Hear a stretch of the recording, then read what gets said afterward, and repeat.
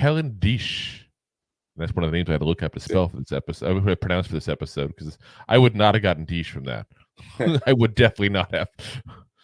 Diesch. Yeah, sounds like it was like a fancy mustard. What kind Do you have any Grey Poupons? No, I have some Diesch here. 6'7", 300 pounds, 26 years old. But he does turn 27 in August. Undrafted rookie free agent, originally out of Arizona in 22 by the Dolphins. Played left tackle in college. Was actually projected to be an early third-day draft pick, but ended up not getting drafted at all. Just dropped down, and no news why. Like that when that happens, you know. Spent a lot of times moving around already. It's kind of scary.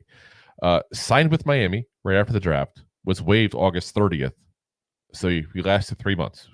Basically just didn't make the team past training camp. Signs with the Bears. Makes their practice squad.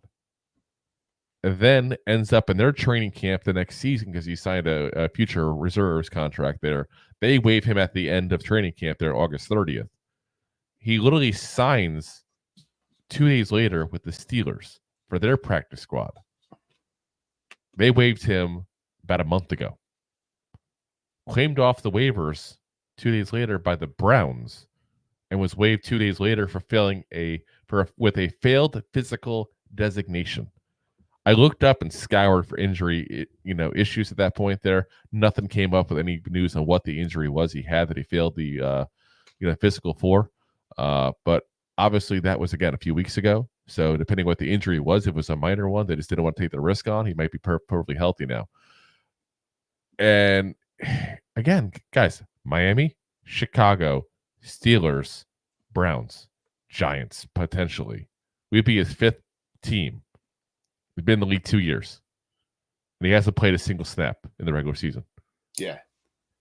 Definitely do not have high hopes.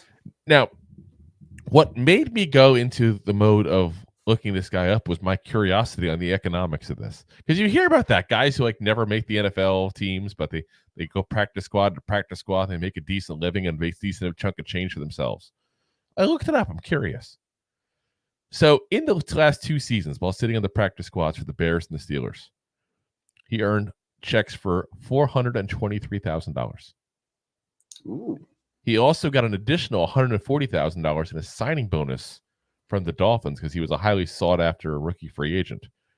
So he's made $563,000 in the league before even setting a foot on the actual NFL field. Sign me up. Seriously. I mean, don't forget, they're still paying fees, taxes, blah, blah, blah. He probably got like $300,000 of that. Which is still way more than a lot of people out there. Exactly. He's, and listen, when you're a young guy like that, 27 years old, it's a nice chunk of change if he doesn't make it in the NFL to start your life with, put a ton of money on a house or start a business or whatever. So, I also looked up because I'm curious because, again, he hasn't played in the NFL at all. So we're kind of, going back to his college days, look at tape and stuff like that. Bleacher Report's scouting profile on him coming out of college was this. Overall, Diesch's athletic ability, body control, recovery balance, and crafty use of hands allow him to stay attached to blocks at a high level. He will need to clean up his footwork and pass protection to play on an island, and his marginal arm length calls into question his ability to control blocks at the same level he did in college to become a starter in the NFL. Diesch is inexperienced enough as a starter that he could continue improving over his NFL contract, but his ceiling is likely as a quality swing tackle. So he only played 2 years at the left tackle position as a starter. He was not a 4-year starter. He wasn't one of those guys. And he was known to be a very good run blocker. So, like I said, I'm kind of curious what they do here because it's weird that teams keep picking this guy up and dropping him, and yet he never sees the field. Like, it's weird. Like, if you see something, why would you not give him a chance to play? But if you don't see something, why would teams keep picking him up? Yes. Both very instant. It's very interesting. Maybe he's got some dirt in Roger Goodell. Who knows? Somebody's got some dirt on somebody. That's for damn sure. Yeah. So, but also interesting because he's an offensive line, and all the issue we've had at offensive line, obviously. So, thanks for listening to Two Giant Goofballs, a New York Giants podcast. We appreciate your support. Thanks so much.